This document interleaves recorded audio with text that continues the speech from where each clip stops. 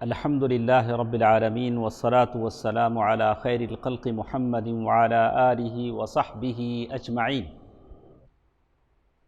اللہ تعالی جتنے لوگ ہمارے ساتھ یہاں موجود ہیں اور جتنے ہمیں دیکھ اور سن رہے ہیں، اللہ تعالی تمام کو دنیا اور آخرت کی بھلائیاں عطا فرمائے، آمین۔ تو سامنے بھی جگہ خالی ہے تو سامنے آ جائیں انشاءاللہ، کوئی حرج نہیں ہے۔ الرحیق المختوم کا یہ درس ہے جو ہمارے ساتھ سیرت کا درس ہے، جو روزانہ کا جو ہم سنتے ہیں۔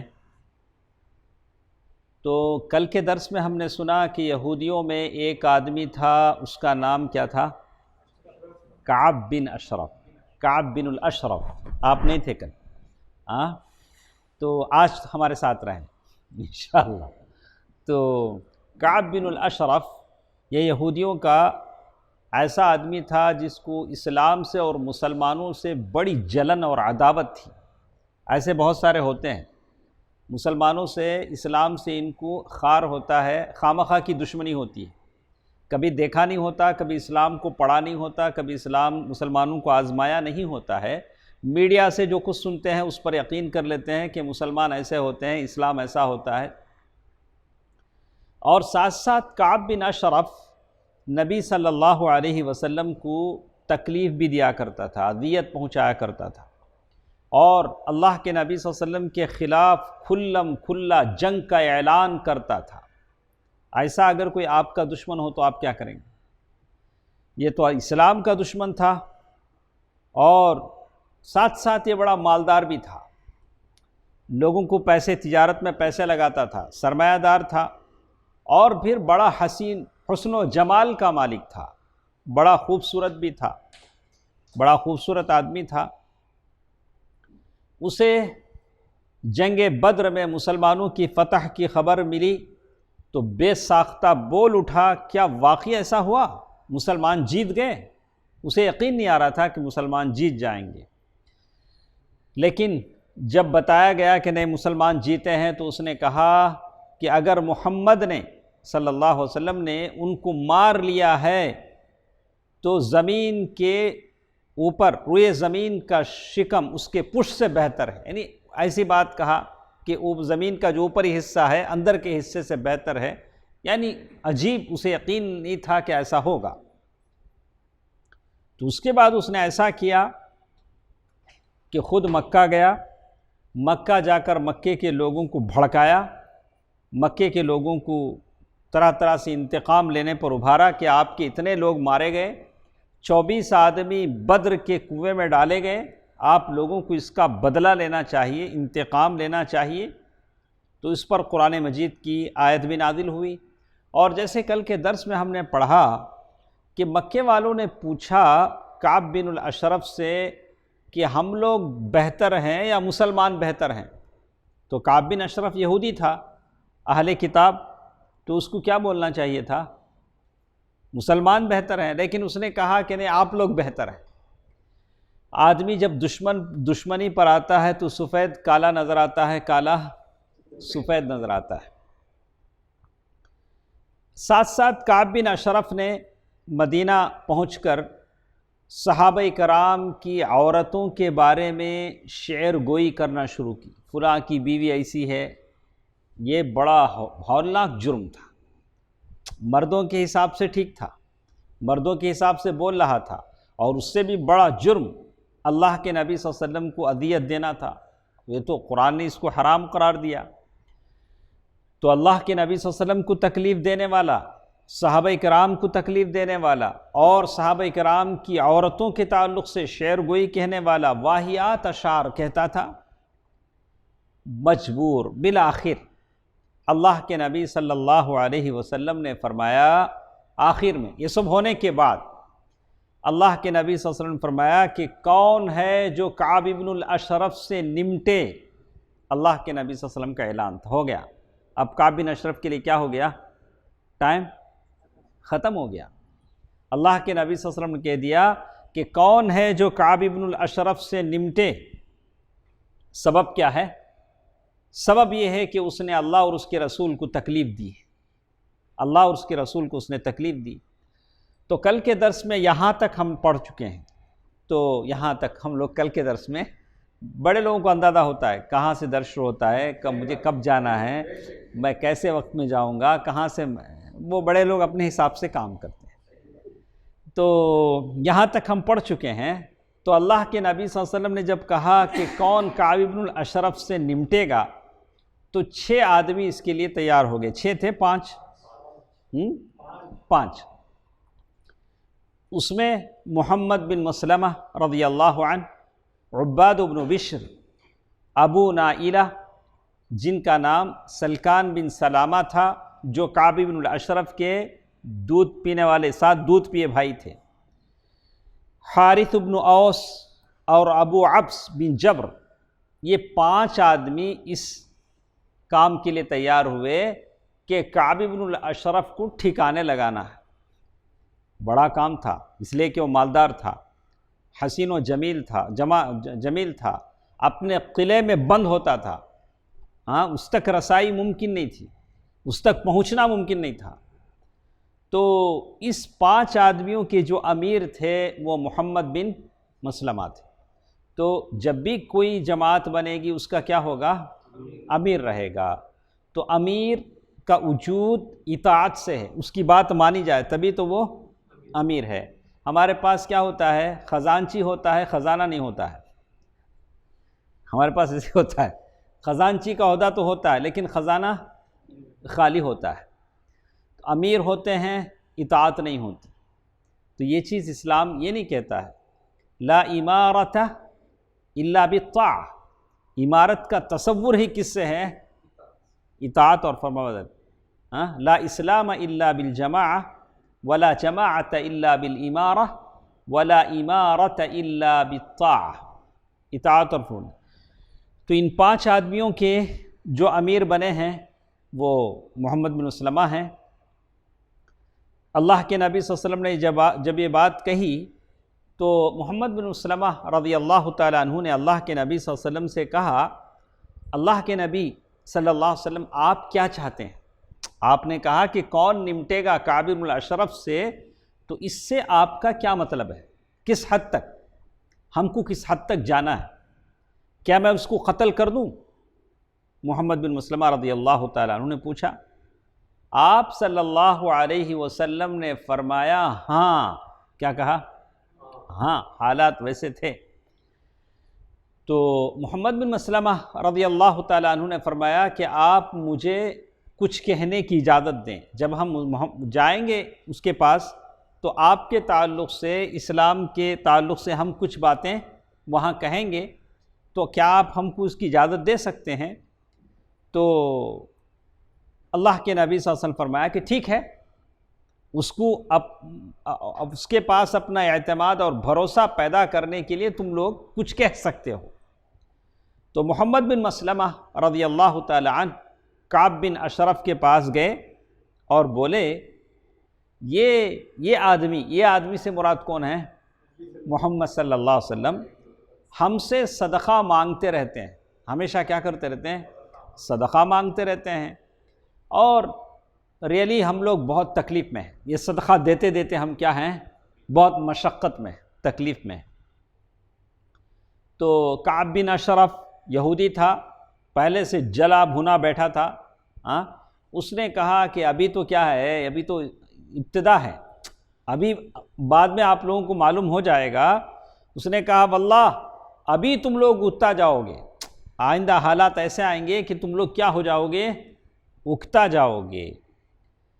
تو اب محمد بن مسلمہ رضی اللہ تعالی عنہ نے کہا کہ کیا کریں، اب ہم لوگ مسلمان ہو چکے ہیں، ہم لوگ جب مسلمان ہو چکے ہیں، اس کے ماننے والے بن چکے ہیں، پیروکار بن چکے ہیں، تو مناسب نہیں معلوم ہوتا کہ ہم اس کا ساتھ چھوڑیں۔ کیا بولے؟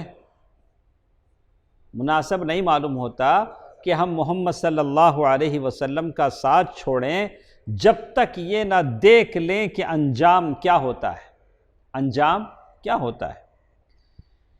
تو محمد بن مسلمہ رضی اللہ تعالی عنہ نے کعب بن اشرف سے کہا کہ چونکہ ہم سے بار بار صدقہ مانگا جاتا ہے، ہمارے پاس کچھ نہیں ہے، آپ بڑے مالدار ہیں، آپ ہمیں 1 وسق یا 2 وسق غلہ دے دیں۔ کیا بولے؟ 1 وسق یا 2 وسق کیا دے دیں؟ غلہ دے دیں۔ جیسے ہمارے پاس کنٹال حساب ہے، ویسے عرب کا جو تولنے کا حساب کیا تھا؟ وسق۔ وسق جسے کہتے ہیں 1 وسق 60 صاع کا ہوتا ہے۔ صاع ایک پیمانہ ہوتا ہے جو ماپا جاتا ہے، تو 1 صاع 2175 گرام، 2175 گرام۔ تو اس حساب سے اگر مان لیں تو 1 وسق جو ہوتا ہے 130 کلو 500 گرام، 130 کلو 500 گرام 1 وسق کا ہوتا ہے۔ تو 2 وسق انہوں نے مانگے تو لگ بھگ 260 کلو، 270 کلو مانگے۔ کس سے مانگ رہے ہیں؟ کعب بن اشرف سے، یہ مسلمانوں کی جو ٹیم ہے مانگ رہے ہیں۔ اب کعب کیا تھا؟ وہ تو ان لوگوں کا ٹائپ تھا، اس کا کیا، وہ بورڈ لگاتے نہیں، کچھ لے کے دیتے نا، ان لوگوں کا ٹائپ تھا۔ اس نے کیا کہا؟ میرے پاس کچھ چیز رہن رکھو، میں دوں گا لیکن میرے پاس کیا رکھو؟ رہن بولے تو گروی رکھو، کچھ چیزیں گروی رکھو۔ تو محمد بن مسلمہ رضی اللہ تعالی عنہ نے پوچھا کہ آپ کیا پسند کریں گے؟ آپ کیا پسند کریں گے کہ ہم آپ کے پاس گروی رکھیں؟ تو وہ تو یہودی تھا، بے حیا، فحش پرست، فحش کا پرستار۔ اس نے کہا کہ تم اپنی عورتوں کو میرے پاس گروی رکھو۔ کتنے؟ 260 کلو کے لیے کیا مانگ رہا ہے؟ گھر کی عورتوں کو گروی مانگ رہا ہے۔ تو محمد بن مسلمہ رضی اللہ تعالی عنہ، اللہ تعالیٰ نے ان کو روشنی عطا کی تھی، فراست عطا کی تھی، جھٹ سے انہوں نے جواب دیا، بھلا ہم اپنی عورتوں کو آپ کے پاس کیسے رہن رکھیں؟ آپ عرب کے لوگوں میں سب سے زیادہ خوبصورت انسان ہیں، کہیں آپ کو دیکھ کے ہماری عورتیں فتنے میں نہ پڑ جائیں، تو اس لیے ہم اپنی عورتوں کو آپ کے پاس کیا نہیں کر سکتے ہیں۔ تو اس طرح سے انہوں نے اس کی تعریف بھی کر دی، اپنی عزت بھی بچا لی۔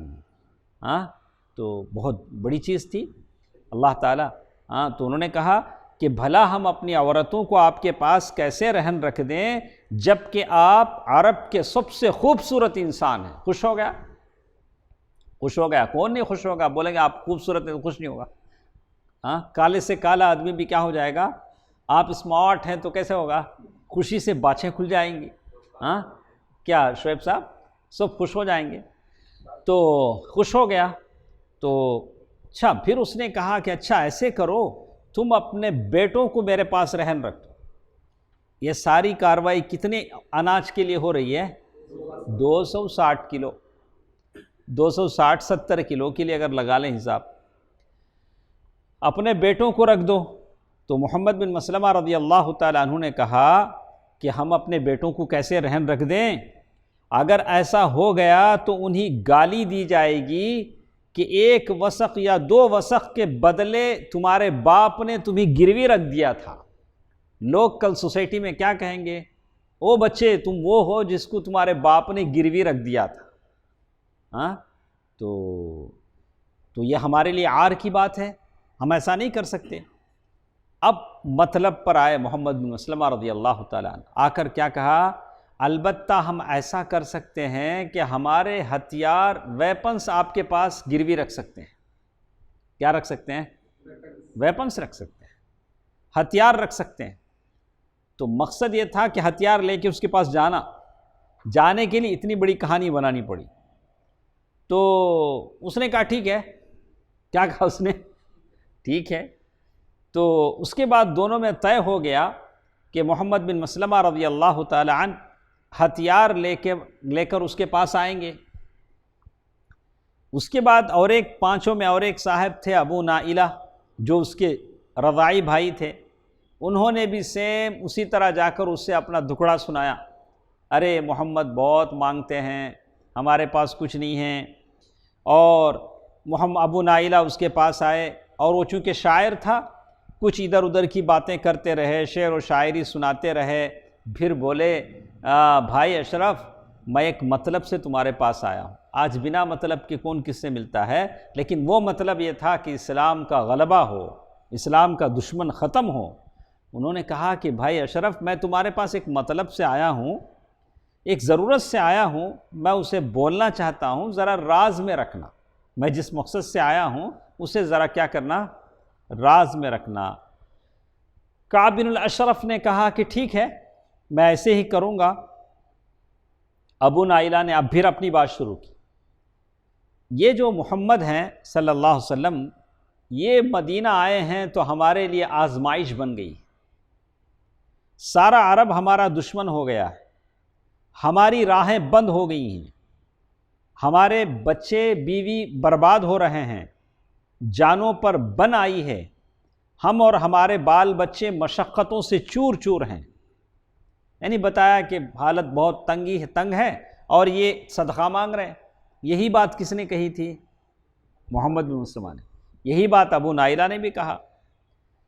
تو بات کرتے کرتے ابو نائلہ نے کہا کہ میرے اور بھی دوست ہیں، سب کی یہی پریشانی ہے، تو آپ ایسا کریں ان کے ہاتھ آپ کچھ اپنا مال بیچیں، اپنا پیسہ لگائیں اور ان پر احسان کریں۔ اس طرح دونوں کامیاب ہو گئے، ابو نائلہ بھی اور محمد بن مسلمہ بھی۔ تو طے یہ تھا کہ دونوں ہتھیار لے کر آئیں گے اور ساتھیوں کے ساتھ آئیں گے، اور آنے پر کعب بن اشرف چونکے گا نہیں، الرٹ نہیں ہوگا، اس لیے کہ پہلے سے بات طے ہے، اس کو پریشانی نہیں ہوگی۔ یہ ابتدائی مرحلہ مکمل کر لینے کے بعد 14 تاریخ ربیع الاول کا مہینہ تھا، اللہ کے نبی صلی اللہ علیہ وسلم کو مدینہ آئے 3 سال ہوئے تھے، 3 سن ہجری، چاندنی رات تھی۔ یہ پورے 5 آدمی اللہ کے نبی صلی اللہ علیہ وسلم کے پاس آئے، اللہ کے نبی صلی اللہ علیہ وسلم رخصت کر رہے ہیں 5 آدمی اپنے گھر سے بقیع غرقد تک، بقیع تک آئے، بقیع قبرستان جہاں ہے وہاں تک آئے۔ آ کر سارے لوگوں سے کہا اللہ کا نام لے کر جاؤ۔ کیا بول رہے ہیں 5 لوگوں کو؟ اللہ کا نام لے کر جاؤ۔ اس کا قلعہ بقیع سے ادھر آپ سیدھے جائیں گے تو قباء طرف، قباء سے بھی آگے، چاندنی رات میں لوگ جا رہے ہیں اور اللہ کہہ رہے ہیں اللہ تمہاری مدد فرمائے۔ اللہ کے نبی صلی اللہ علیہ وسلم نے 5 آدمی کو رخصت کیا، کہاں بھیجے ہیں؟ کعب بن اشرف کے قلعے کی طرف، اور خود گھر میں آئے، گھر میں آ کر بیٹھے، اللہ تعالیٰ سے مناجات میں مشغول ہو گئے، یا اللہ ان 5 لوگوں کو کیا کر، کامیاب فرما۔ تو یہ 5 وہاں پہنچے قلعے میں، جا کر اسے آواز دی ابو نائلہ نے پکارا کعب، چونکہ اس کے بھائی ہوتے تھے۔ تو نوٹ کریں اس کو، دیکھیں آواز سن کر وہ اپنے بیڈ روم میں تھا، کون؟ کعب بن اشرف۔ رات کا وقت ہے، رات کے وقت میں اچھا برا کب دیر سے ہی صحیح کہاں پہنچ جاتا ہے؟ گھر میں پہنچ جاتا ہے۔ اگر حد سے زیادہ ہو تو کہیں ادھر ادھر سڑکوں پہ آدمی نظر آتا ہے، لیکن اکثر آدمی کیا ہو جاتے ہیں؟ اپنے گھر پہنچ جاتے ہیں۔ تو یہ اپنے گھر میں تھا، جب آنے کے لیے اٹھا تو اس کی بیوی جو نئی نویلی دلہن تھی وہ اپنے نوشا سے بولتی ہے، اس سے کعب بن اشرف سے، اپنے شوہر سے، اس وقت کہاں جا رہے ہیں؟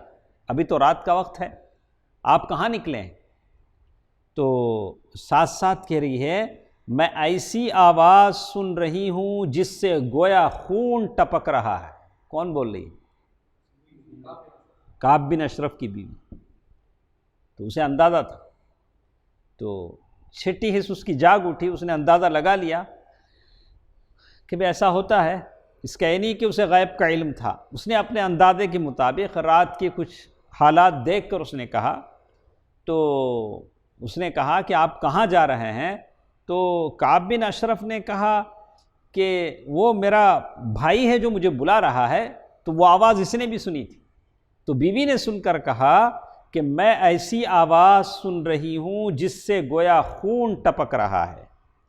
کعب نے جواب دیا اے یہ تو میرا بھائی محمد بن مسلمہ اور میرا دودھ کا ساتھی ابو نائلہ ہے، یہ میرے فرینڈ ہیں، ہاں میرے دوستاں ہیں، مخلص دوست ہیں ساروں کے. کہا تو اور ساتھ ساتھ یہ بھی کہا کہ جو آدمی شریف ہوتا ہے اگر وہ نیزے کی مار کی طرف بلایا جائے تو اس پکار پر بھی ہو جاتا ہے. بھلے رات کا وقت ہے، مجھے نام لے کر پکارا گیا ہے، مجھے کیا کرنا ہے، جانا ہے.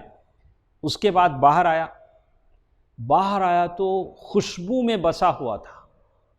تو کیا ہوتا ہے، بالکل خوشبو آ رہی تھی، بہت بڑھیا تیل لگایا تھا سر میں، ہاں خوشبو میں بسا ہوا تھا. اور خوشبو کہاں سے آ رہی تھی، سر سے پھوٹ رہی تھی خوشبو.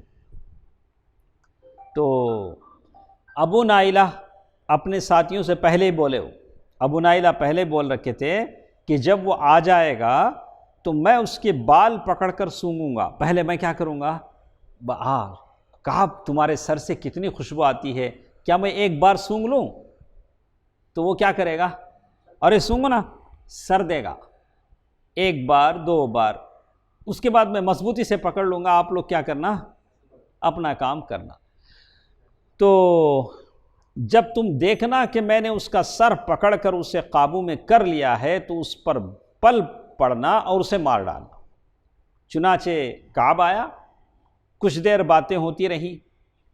پھر ابو نائلہ نے کہا کہ ابن اشرف کیوں نہ ہم شعب عجوز تک چلیں. اس کے بنگلے کے باہر، اس کے فورٹ کے باہر وہ کھیتیاں تھیں، کھجور کی باغات تھے، رات کا وقت تھا، چاندنی رات تھی. تو یہ لوگ کیا بولے، اچھا ذرا وہاں تک ٹہلیں گے نا، اچھا ہے، ماحول اچھا ہے، چاندنی رات ہے.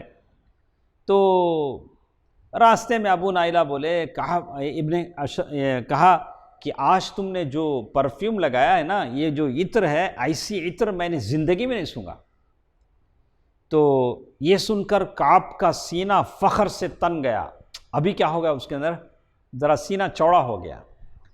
کہنے لگا میرے پاس عرب کی سب سے زیادہ خوشبو والی عورت ہے. پہلے کس کی تعریف کیا، اپنی عورت کی تعریف کیا کہ میرے پاس جو بیوی ہے، نئی نویلی دلہن، وہ عرب کی سب سے زیادہ خوشبو والی عورت ہے. ابو نائلہ نے سنا، کبھی سامنے والے کی بات بھی کیا کرنا پڑتا ہے، سن لینا پڑتا ہے. ابو نائلہ نے سنا، پھر کہا کہ اجازت ہو تو ذرا آپ کا سر سونگ لوں. کیا بولے، اگر آپ اجازت دیں تو آپ کا سر کیا کروں، سونگ لوں. وہ بولا ہاں ہاں. ابو نائلہ نے اس کے سر میں اپنا ہاتھ ڈالا، پھر خود بھی سونگھا اور ساتھیوں کو بھی سونگھایا. بولا کہ بڑی اچھی، تم بھی سنو، تم بھی سنو. 5. اچھا کچھ اور چلے. ابو نائلہ نے کہا کہ بھائی ایک بار اور، دل نہیں بھرا، ایک بار اور آپ کا سر ہم سونگ لیتے ہیں. کعب نے کہا ہاں ہاں بالکل ٹھیک ہے. ابو نائلہ نے پھر وہی حرکت کی، یہاں تک کہ وہ مطمئن ہو گیا، اسے اطمینان ہو گیا کہ ویسے ہی پوچھتے رہیں گے، مجھے کیا کرنا پڑے گا، دیتے رہنا پڑے گا. اس کے بعد کچھ اور چلے تو ابو نائلہ نے پھر کہا کہ بھائی ایک بار اور. تیسری بار اس نے کہا ٹھیک ہے. اب کی بار ابو نائلہ نے اس کے سر میں ہاتھ ڈال کر ذرا اچھی طرح پکڑ لیا تو بولے لے لو اللہ کے اس دشمن کو. تیسرے بار کیا بولے، لے لو اللہ کے اس دشمن کو. اتنے میں کئی تلواریں پڑی لیکن کچھ کام نہ دے سکی. اتنی تلواریں مارنے کے بعد بھی کیا ہے، کام فائدہ نہیں ہوا. یہ دیکھ کر محمد بن مسلمہ نے جھٹ اپنی کدال لی اور اس کو سینے پر رکھ کے کیا کرے، بیٹھ گئے اور ادھر سے ادھر ہو گئی کدال. اور کہتے ہیں کہ حملے کے دوران اللہ کا دشمن وہی ڈھیر ہو گیا، وہی مر گیا. حملے کے دوران اس نے اتنی زبردست چیخ لگائی تھی کہ گرد و بیش میں ہلچل مچ گئی. اتنی زور سے چیخا کہ آس پاس کے علاقے کا گرد و پیش میں کیا ہو گیا، ایک دم ہلچل مچ گئی. اور پہلے زمانے میں ایسا ہوتا تھا، کوئی بھی ایمرجنسی آتی تو قلعے کے اوپر یہ الاؤ جلاتے تھے، وہ خندل جلاتے تھے. مطلب تھے کہ کیا ہے، کچھ تو آس پاس کے جتنے قلعے تھے سب روشن ہو گئے، سب روشن ہو گئے، اور کوئی ایسا قلعہ نہ بچا تھا جس پر آگ روشن نہ کی گئی ہو۔ سارے لوگ سمجھ گئے کوئی ایمرجنسی ہے، لیکن ہوا کچھ بھی نہیں، لیکن کوئی باہر نہیں نکلا، کوئی باہر نہیں نکلا۔ لیکن یہ پانچوں میں ایک صحابی تھے حارث بن اوس، تو جو حملہ جب ہوا تو تلوار کی نوک ان کو بھی لگ گئی، کسے؟ حارث بن اوس کو خون جانے لگا، جس سے وہ زخمی ہو گئے اور ان کے جسم سے خون بہہ رہا تھا۔ تو 4 آدمی نکل کے سامنے چلے گئے، اندھیرا ہے، دکھ نہیں رہا ہے، اور وہ سمجھے کہ حارث بن اوس بھی ہمارے ساتھ آ رہے ہیں، لیکن دیکھا کہ حارث بن اوس ساتھ نہیں ہیں، تو سب لوگ جہاں پہنچے وہیں رک گئے۔ تھوڑی دیر بعد حارث بھی ان کے قدم کے نشانات دیکھتے ہوئے وہاں پہنچے، وہاں پہنچ کر چاروں نے ان کو اٹھا لیا، اوپر کیا کرے؟ اٹھا لیے، اور جہاں اللہ کے نبی صلی اللہ علیہ وسلم نے رخصت کیا تھا ان لوگوں کو، بقیع غرقد، وہاں پہنچ کر زور سے نعرہ لگایا جہاں، تو رسول اللہ صلی اللہ علیہ وسلم کو بھی سنائی پڑا۔ انہوں نے جو نعرہ یہاں لگایا اللہ کے نبی صلی اللہ علیہ وسلم سنے، اور آپ صلی اللہ علیہ وسلم سمجھ گئے کہ کام ہو چکا ہے۔ چنانچہ اللہ کے نبی صلی اللہ علیہ وسلم نے اللہ اکبر کہا۔ کیا کہا؟ اللہ اکبر کہا۔ پھر جب یہ لوگ آپ صلی اللہ علیہ وسلم کی خدمت میں پہنچے تو اللہ کے نبی صلی اللہ علیہ وسلم فرمایا افلحت الوجوہ۔ کیا کہا اللہ کے نبی نے؟ افلحت الوجوہ، یہ چہرے کامیاب رہیں، یہ چہرے کامیاب رہیں۔ تو وہ 5 صحابہ نے کہا ووجہک یا رسول اللہ، اے اللہ یا رسول اللہ، اے اللہ کے رسول آپ کا چہرہ بھی، آپ کا چہرہ بھی اے اللہ کے رسول۔ پھر اس طاغوت کا جو سر تھا لا کر اللہ کے نبی صلی اللہ علیہ وسلم کے سامنے رکھ دیا گیا۔ آپ نے اس کے قتل پر اللہ کی حمد و ثنا کی، اور حارث بن اوس رضی اللہ عنہ، حارث بن اوس ہی نا، حارث بن اوس رضی اللہ تعالیٰ عنہ کو جو زخم لگا تھا، اس زخم کے اوپر اللہ کے نبی صلی اللہ علیہ وسلم نے اپنا لعاب دہن لگایا، منہ کا جو لعاب لگایا، جس سے وہ شفایاب ہو گئے، اور آئندہ کبھی انہوں نے تکلیف محسوس نہیں کی۔ صحیح بخاری میں اس واقعے کی تفصیل ہے۔ اب یہودیوں کو معلوم ہوا، کل تک یہودی کیا بول رہے تھے؟ ارے وہ مکے کے لوگوں کو آپ بدر کے میدان میں ہرائے نہیں، وہ اناڑی لوگ تھے، آپ ہم سے مقابلہ کریں تو معلوم ہوگا کہ ہم کیا ہیں؟ مرد ہیں۔ جب ان کو معلوم ہوا کعب بن اشرف کیا ہو گیا تو ان کا ریاکشن کیا ہے دیکھیں۔ ان کے ہٹ دھرم اور ضدی دلوں میں رعب کی لہر دوڑ گئی۔ بولا کہ کعب اتنا بڑا مالدار، اتنا حسین و جمیل، اتنا مضبوط قلعہ، اتنی خوشبو والی عورت جس کے قبضے میں ہے، اس کی یہ درگت بنی ہے، تو پھر ہماری کیا حالت ہوگی؟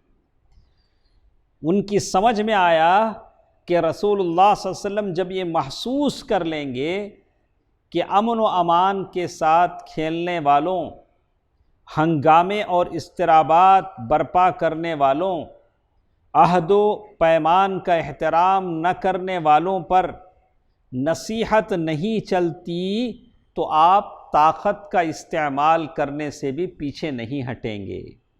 اللہ کے نبی صلی اللہ علیہ وسلم نے پہلے ان کو نصیحت کی تھی، نہیں، بازار میں سب کو جمع کر نصیحت کیا تھا۔ اگر وہ لوگ مان لیتے تو اللہ کے نبی صلی اللہ علیہ وسلم ایسا کام کرنے پر صحابہ کو نہیں ابھارتے۔ اس لیے انہوں نے اپنے اس طاغوت کے قتل پر آواز نہیں نکالی، کسی کی آواز نہیں نکلی، بلکہ ایک دم سادے پڑے رہے، کسی نے چیخا نہیں۔ پھر ایفاء عہد کا مظاہرہ کیا، اللہ کے نبی صلی اللہ علیہ وسلم سے آ کر بولے نہیں اب سے ہم کیا کرتے، آپ جیسا بولے ویسے مانتے، یعنی بالکل سانپ جیسے بڑی تیزی کے ساتھ بل میں گھس جاتا ہے، ویسے تیزی کے ساتھ اپنے اپنے بلوں میں کیا ہو گئے؟ گھس گئے۔ تو اس کا فائدہ کیا ہوا؟ اللہ کے نبی صلی اللہ علیہ وسلم ایک مدت تک کے لیے باہر کے جو حملے ہوتے تھے اس سے اللہ کے نبی صلی اللہ علیہ وسلم بچ گئے، اس لیے کہ اندر والے جا کر باہر والوں کو گمراہ کرتے تھے، انتقام پر ابھارتے تھے، اور اللہ کے نبی صلی اللہ علیہ وسلم ایک مدت تک کے لیے کیا ہو گئے؟ محفوظ ہو گئے۔ اس کے بعد ہمارے ساتھ اور 15 منٹ کا ٹائم ہے، اس میں یہ تو تھا کس کا قتل؟ کعب بن اشرف، اس کا یہ قتل ہے۔ تو اس کے بعد ہمارے پاس 2 غزوے ہوئے۔ یہ غزوہ بحران، غزوہ کسے بولتے ہیں؟ جس میں اللہ کے نبی صلی اللہ علیہ وسلم بنفس نفیس شریک ہوں۔ اللہ کے نبی صلی اللہ علیہ وسلم 300 صحابہ کے ساتھ نکلے ہیں، ربیع الآخر کے مہینے میں بحران نامی ایک علاقے کی طرف تشریف لے گئے، اور ربیع الآخر اور جمادی الاولیٰ کے 2 مہینے وہیں قیام فرمایا۔ اللہ کے نبی صلی اللہ علیہ وسلم ہمیشہ اپنے گھر میں نہیں رہتے تھے، کبھی کیا ہوتے تھے؟ گھر سے باہر، کبھی 15 دن، کبھی 2 مہینے، کبھی وہ بنو قینقاع کا جو محاصرہ کیا، کتنے مہینے بنو قینقاع کا محاصرہ ہوا؟ 15 دن۔ تو کئی دن یہاں دیکھیے غزوہ بحران میں اللہ کے نبی صلی اللہ علیہ وسلم 2 مہینے باہر ہیں، 2 مہینے باہر ہیں۔ اس کے بعد اللہ کے نبی صلی اللہ علیہ وسلم مدینہ واپس تشریف لائے، کسی قسم کی لڑائی سے سابقہ پیش نہیں آیا۔ اس کے بعد ایک اور سریہ ہوا، سریۃ زید بن حارثہ رضی اللہ عنہ۔ تو جنگ احد سے پہلے، اب اس کے بعد، اس سریے کے بعد جنگ احد ہے، لیکن آج ہم نہیں لیں گے اس کو، انشاءاللہ کل کے درس میں ہم جنگ احد کی بات لیں گے۔ اس سریے کے بارے میں ہم پڑھتے ہیں، دیکھیے کیسا ہے۔ سریۃ زید بن حارثہ رضی اللہ عنہ۔ زید بن حارثہ کون ہے؟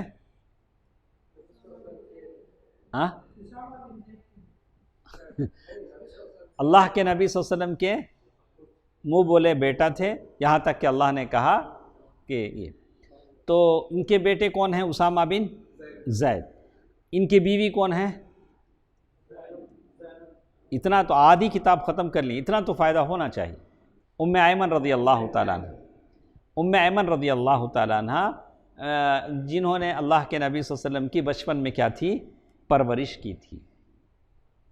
تو کہتے ہیں کہ واقعی کی تفصیل یہ ہے کہ قریش جنگ بدر کے بعد بڑے پریشان تھے، اس لیے کہ گرمی کا موسم جب آ جاتا تو 2 رحلت الشتاء والصیف، قریش تجارتی سفر کرتے تھے۔ تو ایسا ہوا کہ قریش کے لیے گرمی کا موسم آ گیا، اور گرمی کا موسم قریش کے لیے وہ ٹائم تھا جس میں وہ لوگ ملک شام کی طرف تجارتی قافلہ لے کر جاتے تھے۔ اب تجارتی قافلہ لے کر جانا بولے تو کون سے راستے سے جانا؟ مدینے کے راستے سے جانا، اور مدینے کے لوگ وہاں راستے میں کیا کرتے تھے؟ قافلے کو تعرض کرتے تھے، قافلہ گرفتار کر لیا جاتا تھا، اور ساحل کا جتنا راستہ تھا سارے اللہ کے نبی صلی اللہ علیہ وسلم نے وہاں چوکیاں لگا دی تھی، اور وہاں کے جو لوگ تھے ان کو بھی اللہ کے نبی صلی اللہ علیہ وسلم نے اپنا بنا لیا تھا، وہاں کے لوگوں سے عہد و پیمان لے لیا تھا۔ تو اس طرح سے قریش کا سارا راستہ خطرات سے نمٹا ہوا تھا۔ اچھا، اور صفوان بن امیہ، دیکھیے نام بار بار ہمارا آتا ہے، صفوان بن امیہ وہی ہے جس نے عمیر بن وہب کو اللہ کے نبی صلی اللہ علیہ وسلم کی قتل کے لیے تیار کیا تھا، جس کا بھائی اور بیٹا جنگ بدر میں مارے گئے تھے۔ تو صفوان بن امیہ نے کہا کہ نہیں، ہم کو ایک قافلہ تیار کرنا چاہیے تجارت کے لیے، اور اس قافلے کا امیر اسے بنایا گیا، کسے؟ صفوان بن امیہ کو۔ تو صفوان بن امیہ نے قریش سے کہا کہ محمد صلی اللہ علیہ وسلم اور اس کے ساتھیوں نے ہمارا تجارتی شاہراہ ہمارے لیے پرصعوبت بنا دیا ہے، ہم لوگ جس راستے سے جا کر تجارت کرتے تھے، محمد اور اس کے ساتھیوں نے سارا راستہ کیا کر دیا ہے؟ پرخطر بنا دیا ہے، اور وہاں جو دریا کے آس پاس رہنے والے ساحل کے لوگ ہیں ان کو بھی انہوں نے اپنا ہمنوا بنا لیا ہے، عام لوگ ان کے ساتھ ہو گئے ہیں۔ لیکن اگر ہم مکے والے تجارت کے لیے نہ نکلیں، جو مال ہے وہی کھاتے رہیں، تو کیا ہوگا؟ اصل مال بھی ہم کھا لیں گے اور باقی کچھ نہیں بچے گا، باقی کچھ نہیں بچے گا، اس لیے کہ مکے والوں کی زندگی کا سارا دار و مدار اس پر ہے کہ گرمی میں سیریا شام کی طرف تجارت کے لیے جاتے تھے، اور ٹھنڈ میں جاڑے میں حبشہ سے تجارت کرتے تھے۔ ایسے کس سے؟ اب حبشہ سے۔ تو یہ دو تجارتیں ان کے لیے ضروری تھیں۔ بولا کہ کچھ بھی ہو ہم کو تجارت کرنا ہے، لیکن تجارت کے لیے جانے کے لیے راستہ کیا ہے؟ اچھا نہیں، اب راستہ بدل کر ہی صحیح کیا کرنا پڑے گا؟ تو صفوان نے یہ رائے پیش کی کیا کرنا چاہیے۔ سارے قریش سر پکڑ کر سوچنے لگے کہ کیا کرنا چاہیے۔ تو اسود بن عبد المطلب نے صفوان سے کہا کہ ایسا کرتے ہیں، یہ ساحل کا راستہ، سیشور ساحل کا راستہ چھوڑ کر عراق کے راستے کا سفر کرو۔ عراق سے ایک راستہ جاتا ہے، وہ راستے کا سفر کرو۔ یہ راستہ بہت لمبا تھا، یہ راستہ کیا تھا؟ بہت لمبا تھا، نجد سے ہو کر شام جاتا ہے، تو راستہ کیسے ہے وہ بھی نہیں معلوم تھا۔ تو اس کے لیے ایک گائیڈ لیا گیا جو راستہ بتاتا ہے، وہ ہیں فرات بن حیان۔ ان کا نام کیا ہے؟ فرات بن حیان۔ یہ ایک نیا راستہ تھا جو عراق سے ہو کر شام کی طرف جاتا تھا، اور راستہ بتانے کے لیے رہنما رکھ لے۔ تو اس انتظام کے بعد اب یہ جو قافلہ تھا صفوان بن امیہ کی قیادت میں تجارت کے لیے روانہ ہوا۔ کہاں جانا ہے؟ شام جانا ہے۔ کون سے راستے سے جانا ہے؟ عراق کے راستے سے جانا ہے۔ لیکن اس پورے منصوبے پلاننگ کی خبر اللہ کے نبی صلی اللہ علیہ وسلم کو ہو گئی کہ ایسا قریش کا قافلہ، تجارتی قافلہ راستہ بدل کر ادھر سے جا رہا ہے۔ کیسے ہوئی؟ اللہ کے نبی صلی اللہ علیہ وسلم مدینے میں بیٹھے ہیں، لیکن یہ خبر اللہ کے نبی صلی اللہ علیہ وسلم کو ہوئی۔ ہوا یہ کہ سلیط بن نعمان مسلمان ہو چکے تھے، مسلمان ہو گئے۔ نعیم بن مسعود کے ساتھ جو ابھی مسلمان نہیں ہوئے تھے، ایک مسلمان ہوئے، نعیم بن مسعود ابھی مسلمان نہیں ہوئے، دونوں ایک ساتھ بیٹھے ہوئے تھے۔ جو مسلمان نہیں ہوئے وہ شراب پی رہے تھے۔ ابھی وہ زمانہ تھا جو شراب کی حرام نہیں ہوئی تھی۔ شراب کیا نہیں ہوئی تھی؟ حرام نہیں ہوئی تھی۔ تو یہ مسلمان ہو چکے تو سلیط بن نعمان، لیکن وہ نعیم بن مسعود مسلمان نہیں ہوئے۔ شراب کے نشے میں کیا کیے؟ وہ پورا بول دی۔ آدمی شراب کے نشے میں کیا ہوتا ہے؟ جب آؤٹ آف کنٹرول ہوتا ہے، تو انہوں نے شراب کے نشے میں انہوں نے قافلے اور اس کے سفر کی پوری تفصیل بیان کر ڈالی۔ کون قافلے میں کتنے لوگ رہیں گے، کتنا مال رہے گا، صفوان بن امیہ قافلے کے امیر رہیں گے، کون سا راستہ جائے گا، کون اس کا دلیل یعنی راستہ بتانے والا فرات بن حیان ہوگا، ساری تفصیل بتا دی۔ اب سلیط بن نعمان نے یہ سن کے کیا کرے؟ اس مجلس سے اٹھ کے مدینے کی طرف دوڑ پڑے۔ کہاں بتانا ہے؟ کس کو بتانا ہے؟ اللہ کے نبی صلی اللہ علیہ وسلم کو بتانا ہے۔ اور بڑی تیزی کے ساتھ خدمت نبوی میں حاضر ہوئے اور ساری تفصیل بتا دی۔ اللہ کے نبی صلی اللہ علیہ وسلم نے فوراً حملے کی تیاری کی۔ ایسا نہیں ہو سکتا تھا اللہ کے نبی صلی اللہ علیہ وسلم بولے نہیں جانے دو نا، بات دیکھیں گے۔ اللہ کے نبی صلی اللہ علیہ وسلم نے کیا کیا؟ فوراً حملے کی تیاری کی، اور 100 سواروں کو 100 سوار زید بن حارثہ رضی اللہ تعالی عنہ کی کمان میں دے کر روانہ کر دیا۔ زید بن حارثہ رضی اللہ تعالی عنہ بڑی تیزی کے ساتھ نکلے۔ اب یہ قافلہ جا رہا ہے آرام سے۔ قافلہ کیا ہے؟ مطمئن ہے۔ کیوں مطمئن ہے؟ ہم لوگ راستہ بدل لیے ہیں، مدینے کے لوگوں کو پتہ نہیں ہے۔ وہاں ایک پانی کا چشمہ تھا جسے کہتے ہیں خردہ۔ وہ پانی کا چشمے کا نام کیا ہے؟ خردہ۔ وہ مکے کا قافلہ وہاں پڑاؤ کر رہا تھا، ابھی آ کے آرام سے وہاں بیٹھ کے کچھ کھائے پئیں گے، پانی پئیں گے، کچھ کھائیں۔ لیکن یہ 100 سواروں کا کیا ہو گیا؟ ان کا حملہ ہو گیا، اور اچانک حملے سے وہ لوگ گھبرا گئے۔ تو پہلے جو رئیس ان کا جو امیر تھا کون، صفوان بن امیہ، وہ بھاگ گیا. وہ کیا ہو گیا، قافلے کو چھوڑ کر وہ بھاگ گیا. تو مسلمانوں نے قافلے کے جو گائیڈ تھے، جو راستہ بتانے والے، فرات بن حیان، ان کو گرفتار کر لیا اور 2 آدمیوں کو گرفتار کر لیا، اور بڑے بڑے چاندی کے برتن ان کے پاس تھے وہ قبضے میں لے لیے. تو جو ٹوٹل وہاں سے جو کیپچر کیا گیا وہ 1,00,000 درہم تھا. کتنا تھا؟ بہت بڑی قیمت تھی. یعنی ان کا رأس المال تھا، ان کی پونجی تھی، ان کا کیپٹل تھا. کس کا؟ مکے کے لوگوں کا اتنا مال تھا. وہ جو رسول اللہ صلی اللہ علیہ وسلم نے 5واں حصہ خمس نکال کر باقی سب مسلمانوں میں تقسیم کر دیا. اب بدر کے بعد ایک اور مار تھی جو کسے پڑی؟ مکے کے لوگوں کو پڑی. بدر میں جانے گئیں اور اب مال گیا. ان کی تکلیف بڑھ گئی، پریشانی بڑھ گئی. اب مکے کے لوگوں کے سامنے 2 ہی راستے تھے اور کوئی تیسرا آپشن ان کے پاس نہیں تھا. 2 ہی راستے تھے، یا تو اپنا کبر و غرور چھوڑ کر مسلمانوں سے صلح صفائی کر لیں، بولیں کہ نہیں بھئی ہماری غلطی ہو گئی، ہم مسلمان ہو جاتے ہیں، ہم کیا ہوتے ہیں، سرنڈر ہو جاتے ہیں. ایک راستہ تھا.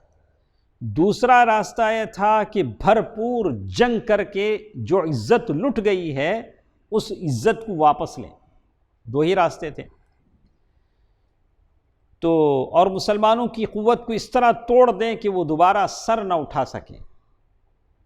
قریش مکہ نے دوسرا راستہ انتخاب کیا. کیا کیا؟